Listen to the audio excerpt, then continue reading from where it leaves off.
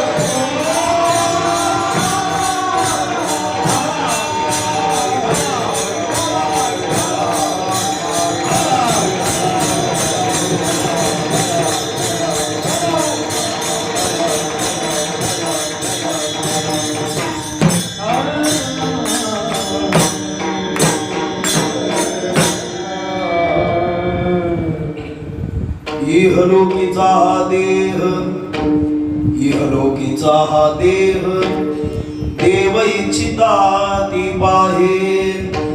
धन्यामी जन्मालो, दास विठोबाचे झालो. आयुष्याच्या साधने सच्चिदानंद पदवी घेणे. धन्यामी जन्मालो, दास विठोबाचे झालो. तुका म्हणे बावटणी, तुका म्हणे बावटणी, करू स्वर्गाची निशाणी. धन्यामी जन्मालो, दास विठोबाचे झालो. सेवेला गे सेवक झालो.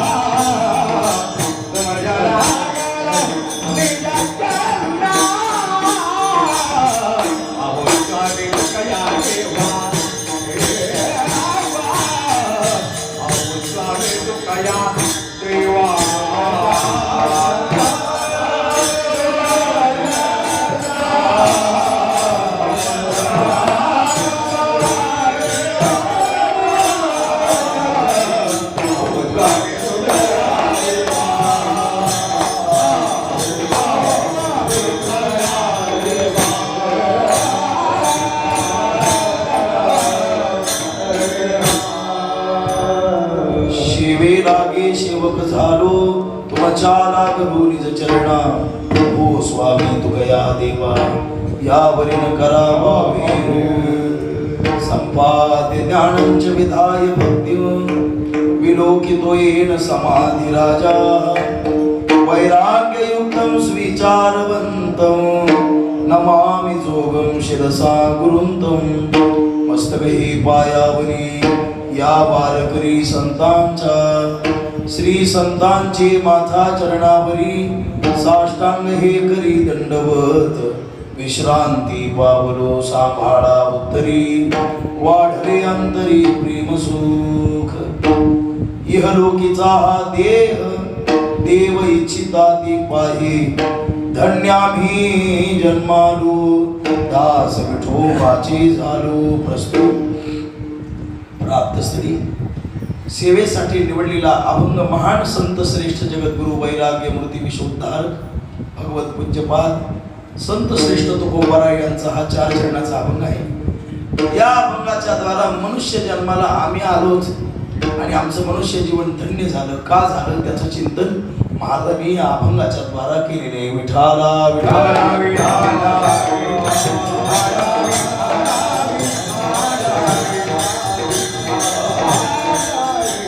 शिवेला प्रारंभ करण्यापूर्वी आज थोडासा परिहार तो म्हणजे असा संत श्रेष्ठ स्वानंद सुखनिवासी श्री केदारी महाराजांच्या या पुण्यपावन दरबारामध्ये ग्रामदेवत हनुमंतराच्या समोर आजची सेवा आहे. या सेवेचं कारण गोड जेवणाच्या निमित्तानं आजचं कीर्तन आहे. कैलासवासी फुलाजीराव भीमराव डोळे यांच्या गोड जेवणाच्या निमित्तानं आजची सेवा आहे.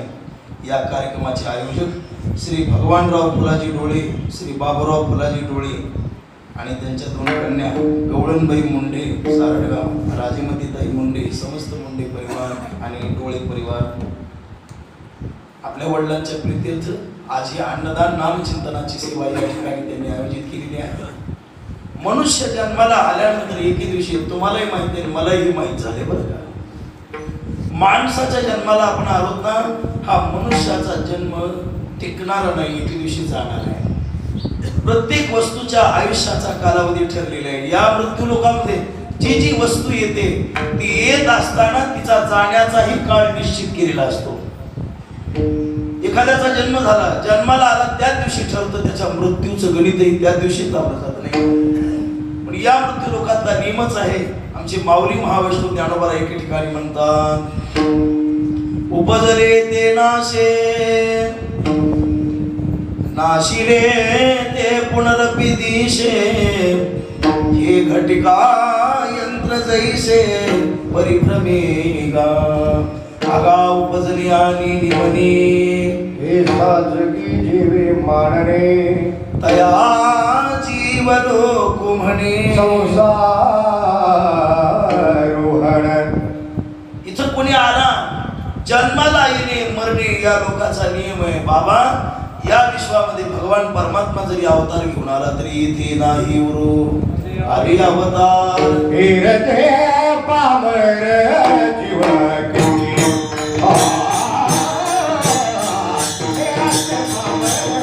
जीव किती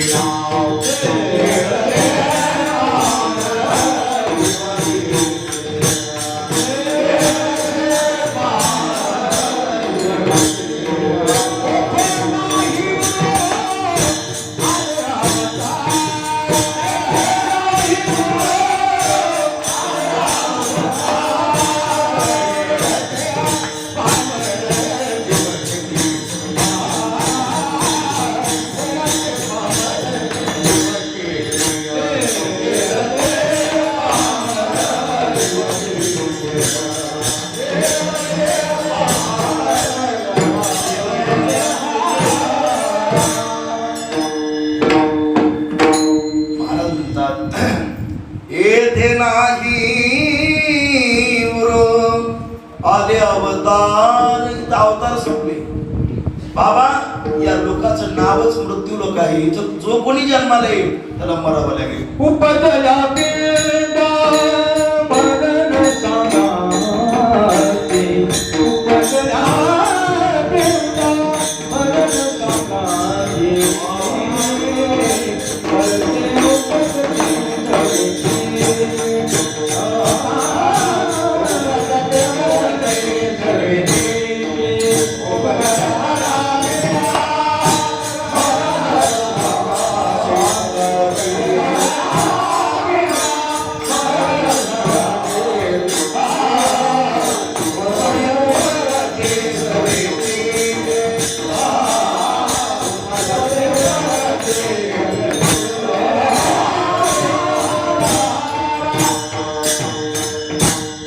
उपजल्या पिंडा मरण सांगाते, मरती उपजती सवेची. इथं जन्माला जो कोणी आला त्याला एके दिवशी हा लोक सोडावा लागेल. काहींनी लांबवला पण चुकवता आला नाही. आमच्या चांगदेवासारखे, मार्कंडेयासारखे, बगदानभासारखे, रोमहर्षणासारखे काहींचा भगवत कृपेने लाभला. काही लोकांनी योग साधनेच्या द्वारा लांबवला. आमचा चांगदेव महर्षी चांगदेवाने आपलं शरीर जतन करून ठेवलं होतं. 100 वर्ष समाधीमध्ये राहायचा आणि दूध न्यायला आले की प्राण कुठं लपवायचा पत्ताच नाही. आणि एके दिवशी जावं लागलं त्याला.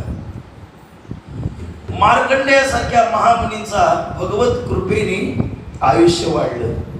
काळ नेला भगवान शंकराच्या शिवलिंगाला मिठी मारली आणि मिठी मारली असताना मग देवाच्या जोडाला सांगितलंच होतं आयुष्य मर्यादा. आणि मग 14 कल्पाचं आयुष्य, 14 वर्षाचं आयुष्य होतं. भगवान परमात्म्याने त्याला 14 कल्पाचं आयुष्य दिलं. 14 कल्पवरी आयुष्य पर्यतो राहिला ताटी खाली. हा मुद्दा महत्वाचा आहे. 14 कल्पाचं आयुष्य मिळालं, भगवत कृपेने मिळालं. पण त्यांना मृत्यू नाही का? ब्रह्मदेवाला मरण आहे. बाबा, आपण जरी देव लोकांना अमर म्हणत असलो तरी ते अमर नाही. स्वर्गात ते अमर नाही. आणि मृत्यू लोकातही कोणी अमर, हा मेल्यावर कीर्ती रूपानं लोक अमर होतील, पण देहानं अमर होणं या लोकात जमत नाही. विठाला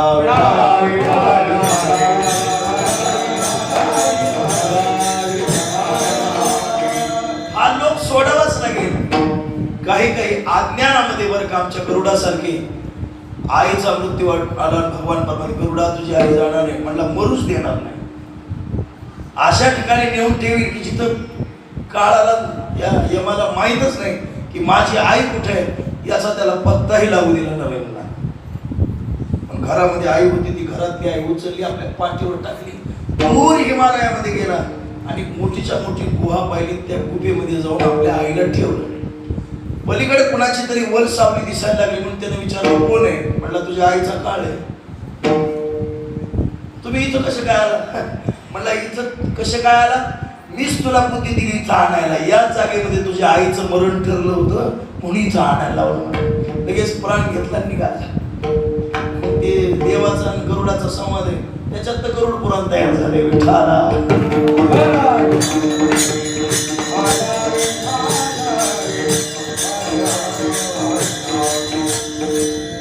ज्या दिवशी आपल्या प्रारब्धात आज कुठलं अन्न खायचंय हे देवानी ठरवलंय. आज काय खायचंय, आज या कार्यक्रमाला काय पदार्थ बनवायचा आहे हे या डोळे परिवाराने नाही ठरवला, भगवान परमात्म्याने ठरवलाय. आज सारड गावामध्ये हे अन्न पकवायचं. नुकती एक कच्चा घ्या, ती तर नशिबाला पोचली नाही. एखादा नुकतीच कशाला म्हणला, मला ताट भरून निघते. कवा गुलाबजाम करी जावं, कवा बासुंदी करी जावं, कवा श्रीखंड करी जावं, कवा आम्रखंड. उन्हाळ्याचे दिवस ते काही गिळ नका माणसे. त्याच्यातले मी एक जण म्हणला मारण नाही. आपण नाही ठरवले, भगवान परमात्म्याने ठरवलेले. आज काय करायचं ते अन्न, जन्म आणि मरण ज्या जागेमध्ये आहे त्याच जागेमध्ये तो होत असतो. इथं कुणालाही अमरपदा पण प्राप्त होत नाही. पण शहाणी माणसं काय करतात, नरजन्माची किंमत ओळखून अमर होतात. काही अज्ञानाला या जन्माचं महत्व समजत नाही. काही लोकांना हा जन्म किती मोलाचा आहे. जसं आमच्या ज्ञानेश्वर महाराजांनी धनगराचं उदाहरण दिलेले, त्याला परीस सापडला होता धनगराला. आता धनगराला काय परीसाची, जशी धनगराला परीसाची किंमत कळत नाही, तशी अज्ञानी जीवाला या नरजन्माची किंमत कळत नाही. विठाला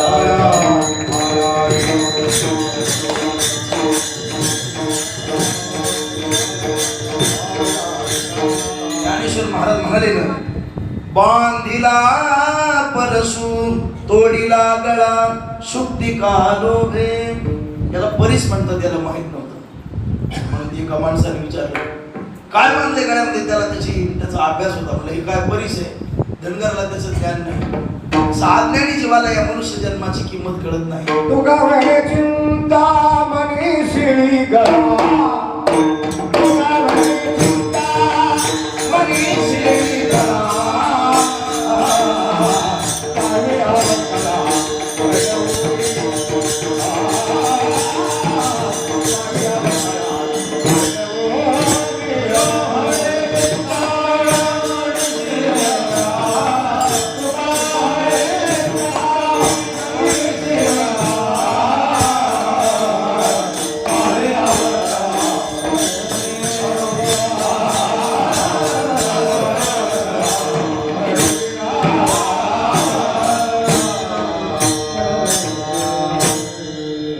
श्रेष्ठ तुकाराम महाराज सांगतात, तुका म्हणे चिंता मनी शिळी गळा, दावी अवकळा म्हणून. त्याला काय करणार आहे त्याला कळत नाही. तसं आपण अज्ञानामध्ये आहोत. जोपर्यंत आपल्याला संतांची संगत घडत नाही, जोपर्यंत आपल्याला महापुरुषाची संगत घडत नाही, जोपर्यंत योग्य श्रीगुरु आपल्याला भेटत नाही, तोपर्यंत आपल्याला या जन्माची किंमत कळत नाही. आपण तर जन्माची किंमत एवढी ठरवली, ल्यावी, खावी, खावी, बरी, बरी असावी सदैव. याच्या पलीकडे काय? काही काही माणसं तर जन्माला आल्यावर या इतक्याच आयुष्याला कंटाळतात. एक मनुष्य म्हणू लागला, महाराज मला मरण यावं हो, मरण यावं. असा का म्हणू लागला? त्याचं कारण आहे, माणसाच्या जन्मात काय मजा आहे ही ज्याला कळाली नाही तो मनुष्य मरण मागतो, चिंता करतो, जन्मावर उदास होतो. ज्याला मनुष्याच्या जन्मातला आनंद कळाला ती माणसं तर देवाला मागून घेतात, देवा आम्हाला जन्माला घाल. तुकाराम महाराज म्हणले ना, तुका म्हणे गर्भवासी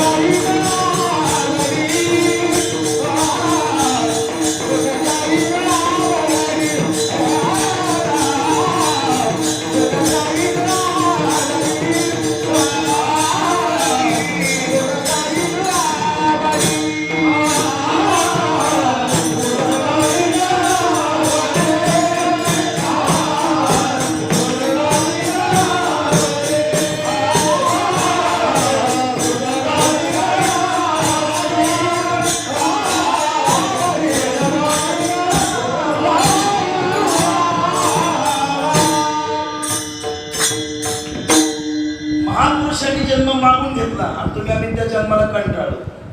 आमचे सद्गुरू माऊली वर्गीकरण करायचे. काही वर्ग असा आहे त्यांना जन्म मिळाला पण कळाला नाही, त्याच्यात आपण माणूस होतो का, आपल्याला मिळाला कळाला नाही. काहींना मिळाला नाही पण कळाला, स्वर्गातले देव लोक. त्यांना मिळाला नाही स्वर्गीचे अमर इच्छिताती देवा मृत्यू लोकी भावा जन्मामा. आणि एक वर्ग असा आहे त्यांना मिळालाही आणि कळालाही, ते संत आहेत.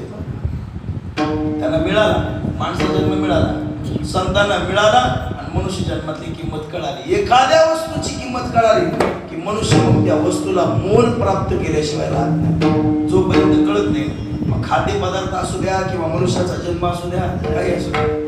आळंदीचे एक दृष्टांत सांगत असतात कीर्तनकार मंडळी. महाराज म्हणले, बाई अशी पंगत जेवायला बसली आणि एक नवीन विद्यार्थी आळंदीला आला होता. नवीन विद्यार्थी आला, जेवायला बसला.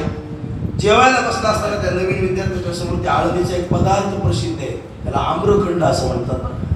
आम्रखंड म्हणतात, तो आळंदीचा पदार्थ प्रसिद्ध आहे. महाराज मंडळी सांगत असतात आबाविरताने, आणि श्रीखंड वेगळं आणि आम्रखंड वेगळं. विठाला विठाला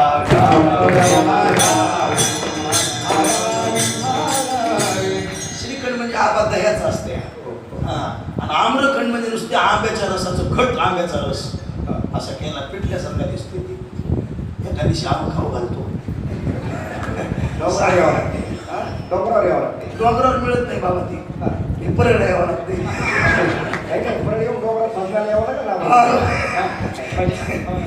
आम्रखंड आणि ती प्रसिद्ध आहे बा. काही काही दानशूर मंडळी असतात, आळंदीला पंगत करणारी काही भाग्यवान असतात. आपा लोक विचारून पदार्थ जेवायला करतात. गोपाळे बाबा आळंदीला काही पुण्यातली मंडळी येतात आणि आल्यानंतर ते आम्हाला विचारायची, पोरो मला काय खायचे सांगा. आम्ही म्हटलं ना आम्हाला हे पदार्थ खायचे आहे, तेच पदार्थ करून आणायचे, खाऊ घालायचा. तिथं आम्रखंड नावाचा एक पदार्थ प्रसिद्ध आहे, त्याचा रंग पिवळा असतो. जेवायला मंडळी बसली, जेवायला मंडळी बसली, थोडा आवाज कमी कर, असं कडे कर. जेवायला लईच कमी केला, हुशार नाही. Hello hello. हा, मंडळी जेवायला बसली, आता बरं आहे. जेवायला बसल्यावर चांगलं होतं यशस्वी मला दिंडी बसून बिघडले बघा. ढाला ढाला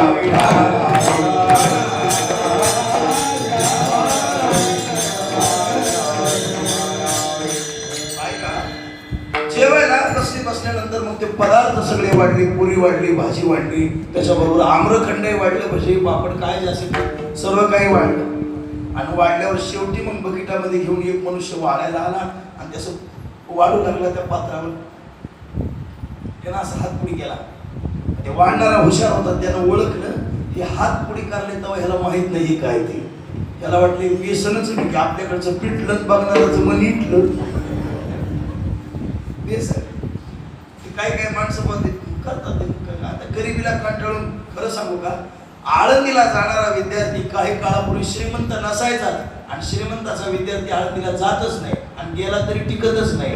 ही काळ्या दगडावरची लेख आहे बरं का. आता तरी संस्था वगैरे आहेत, मग ते पैसे भरायचे.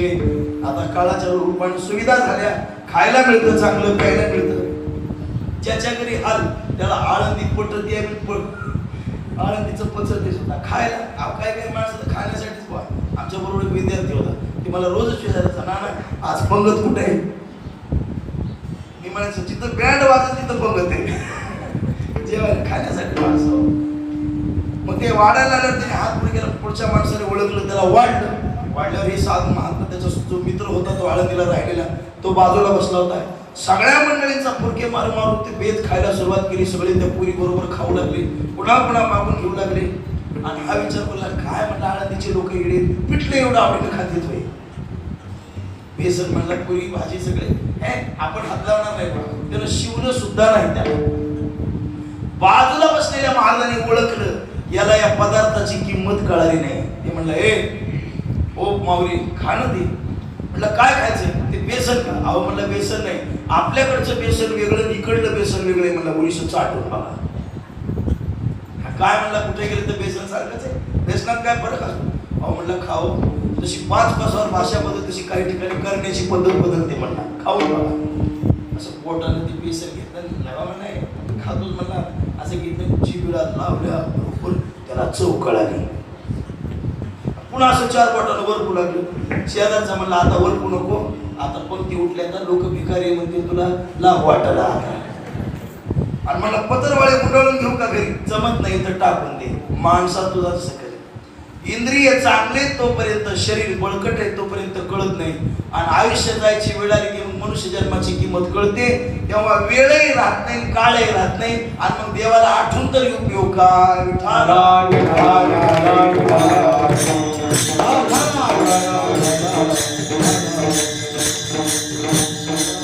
बाबा या जन्माला आल्यानंतर या जन्माची किंमत कळून घ्या. का 83,99,999 योनी भोगून आपण इथं आलो.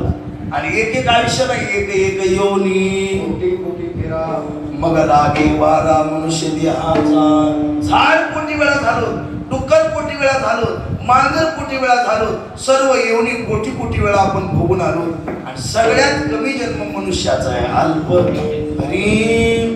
अल्पायुष मानवी देह शतगणिले ते अर्धरात्र खाय.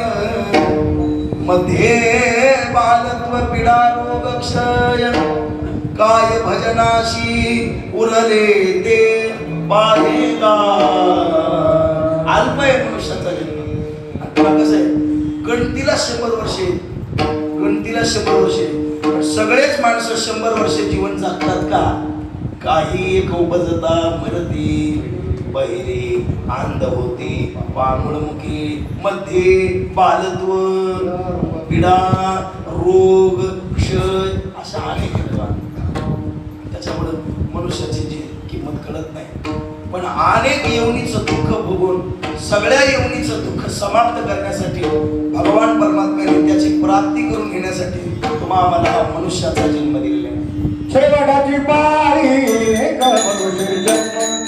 शेवटाची पाळी एक मनुष्य जन्म. शेवटाची पाळी एक मनुष्य जन्म. शेवटाची पाळी एक मनुष्य जन्म. आज करिया वरवर फिरा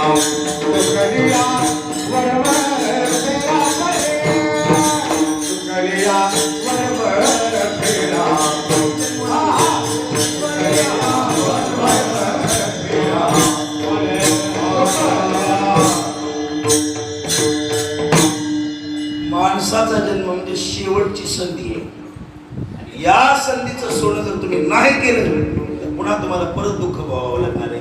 का बहुता जन्मांती जोडी लागली हाती.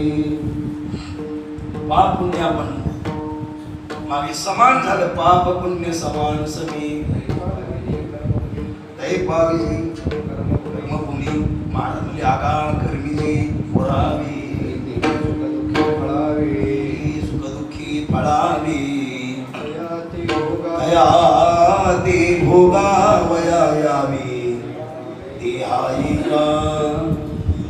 जे मागे आपण कर्म केले त्या कर्माचं फळ म्हणून मनुष्य जन्माला आपल्याला एक भोग दिले. पण या जन्मामध्ये जर आपण नाही सावध झालो, नाही विचार केला बाबा या मनुष्य जन्मामध्ये येण्याची शरीरे शरीरा येणे सरे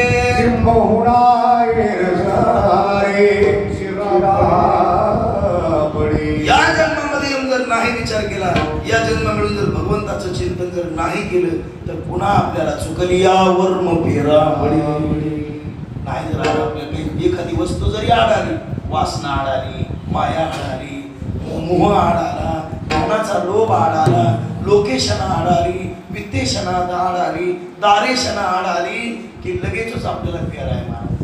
बाकीच्या जन्मात सावध नाही राहिलं तरी चालेल, पण मनुष्याचा जन्म आणि डोंबाऱ्याच्या पोरीचा खेळ सारखा आहे. डोंबाऱ्याच्या पोरीला जेवढं दोरीवरून जपून चालावं लागतं ना, माणसाच्या जन्माला तितकं जपून चाललं तर मजान शेवट नीट आहे. नाही तर कलन तो जायला वेळ लागत नाही. विठाला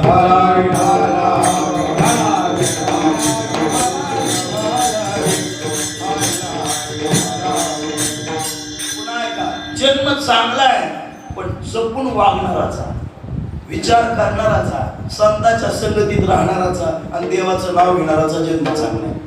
आणि या जन्मा इतका वाईट जन्म कोणता नाही. या जन्मा इतका वाईट जन्म कसा काय नाही सांगतो तुम्हाला. या जन्मामध्ये जर काही चूक झाली तर मागे नंतर अनेक जन्म यातना यमाचे यमदंड हे शरीर काम करते, दुःख भोगावं लागतं. पुन्हा या जन्मामध्ये मजा आहे पण कुणाला ज्याला कळाले त्याला, ज्याला विचार आहे त्याला. आणि या जन्मात तोटा सुद्धा आहे. काय तोटा आहे. या जन्मामध्ये जर भगवंताचं नाव नाही घेतलं, संतांची संगत जर नाही केली तर मग काय महाराजांनी सांगितले बाबा त्याला अकल्पापर्यंत नरकात त्यालाही बुडावं लागतं आणि त्याच्या कुळालाही बुडावं लागतं. दयाचा बुडी भव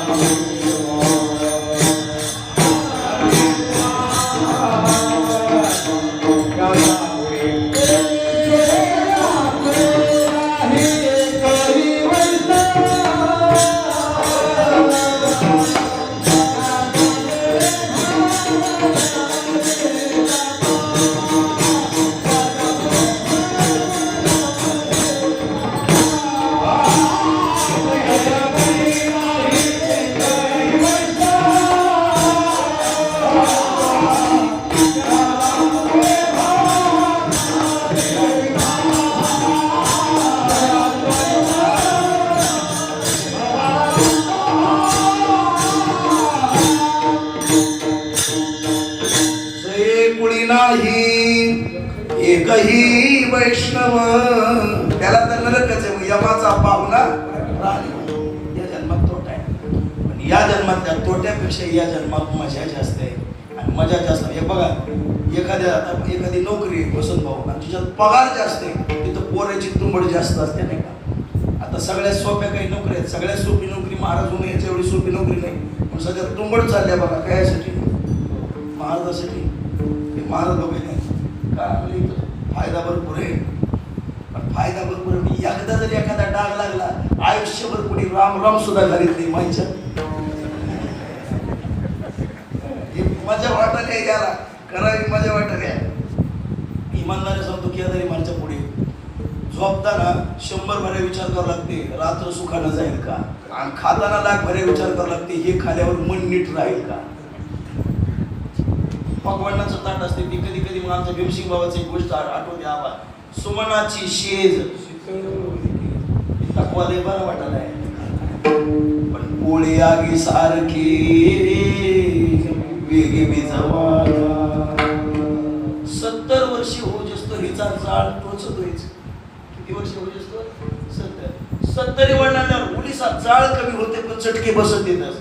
मरून मातीत जाऊ जसतोवर परमार्थिकाचा त्रास कमी होत नाही. मरून 3 दिवस झाले की मग गार झाला. परव्या सुद्धा मेल्यावरच गार येतो. विठाला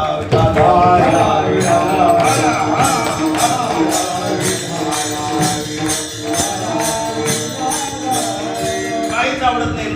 संपर्क आती नको वाटतो. कुणाशी बोलणं नको वाटतो. लोक म्हणतात ना, धनगरमय एक जण म्हणलं, काय महाराज माळ सारडेवाला किती चांगलं आहे. या इथं यायला एकच भीती वाटते, माणसं येऊन बसली. लोकांचा स्वभाव आहे आपणा सारे. आणि पुन्हा 2-4 वर्ष बरं वाटते. आल्यावर नाही नाही नाही नाही नाही थोडं वळणी पडू द्या की पुन्हा हेच निंदा करायला लागते. म्हणून जात पात आमच्या धनगरमयाची एवढी परवडली. का परवडली सांगतो. आबा त्याला तेवढा परमार्थ कळत नाही, नाव ठेवायचं बी कळत नाही. सारडगाव महाचार होई विठाला.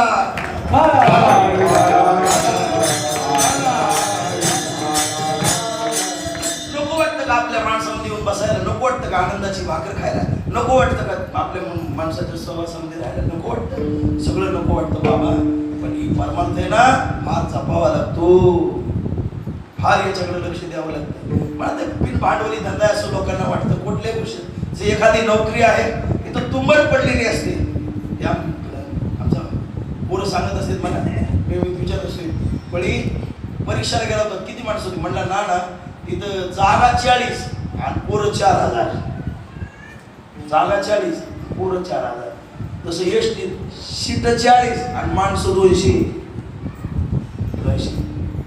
एसटीला का तिथं सवलत असते, रेल्वेला सवलत असते. तशी माणसाच्या जन्माला सवलत असल्यामुळं या मनुष्य जन्माच्या पाठीमागं शहाणी माणसं लागली. आणि सगळ्यात शहाणे कोण आहे? देव लोक आहेत. आणि त्यांच्या मनामध्ये वाटतं की आम्हाला हा मनुष्य जन्म मिळावा, पण त्यांना मिळत नाही. महाराज म्हणले आम्हाला मिळाला अभंगाच्या पहिल्या.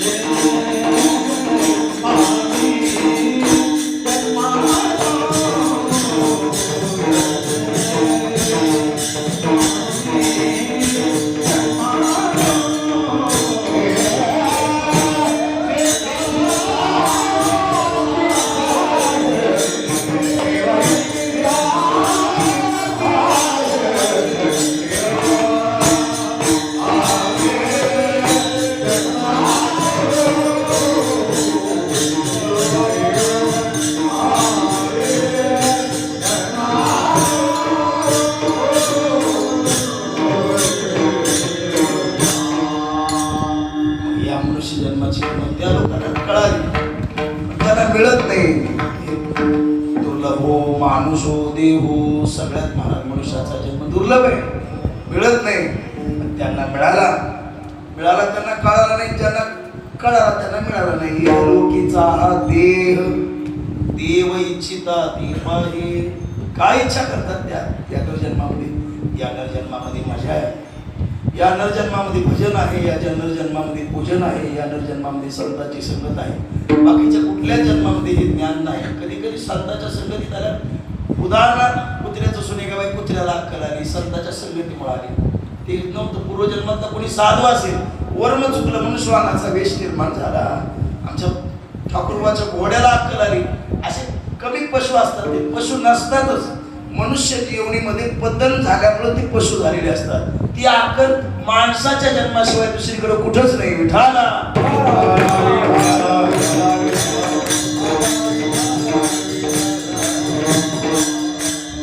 हो, पण वर्म जर चुकलं या जन्मामध्ये, जर काही तोटा झाला तर नुकसानही भरपूर आहे. फायदा तितकाच आहे, नुकसान भरपूर आहे. आमचा भरत नावाचा राजा घरादाराचा त्याग करून सोडून गंडकी नावाच्या नदीच्या काठावर जाऊन बसला. आणि नदीच्या काठावर जाऊन बसला, तिथे राहू लागला, आनंदाने वैभवाने नामचिंतन करू लागला.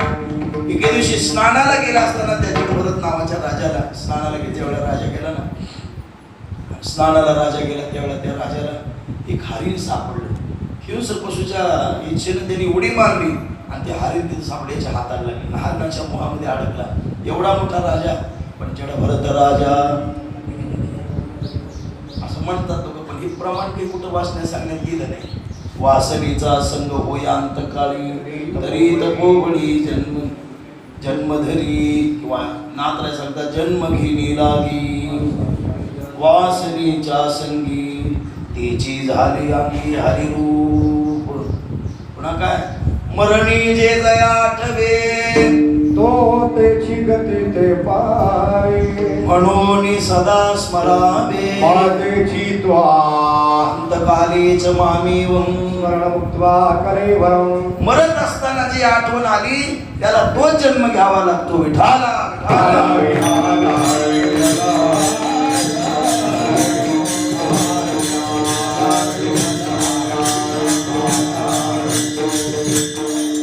महाराज, हानी आहे, मायेची हानी आहे, मोहाची हानी आहे. आता माणसाच्या जन्माला ही हानी नष्ट करायची, मग काय करावं लागेल? महाराज एक करा, विचार करा. योनी नरदिहा विचारा विचार धरावा पैधीर जन्माडी. तुम्ही या मायेपासून वाचायचे ना, मोहापासून वाचायचे ना, बंधनापासून वाचायचे ना, मनुष्य जन्मातली मजा लुटायचे ना, शेवट गोड करायच्या ना, मग एक करा, विचार करा. आणि कोणता करा? सारा सार विचार. उठा उठी नाम धरा कंठी, गोविंदाची, बालाजीची, कुणाची? विठोबाचीच आहे का? खरे मग विठाला विठाला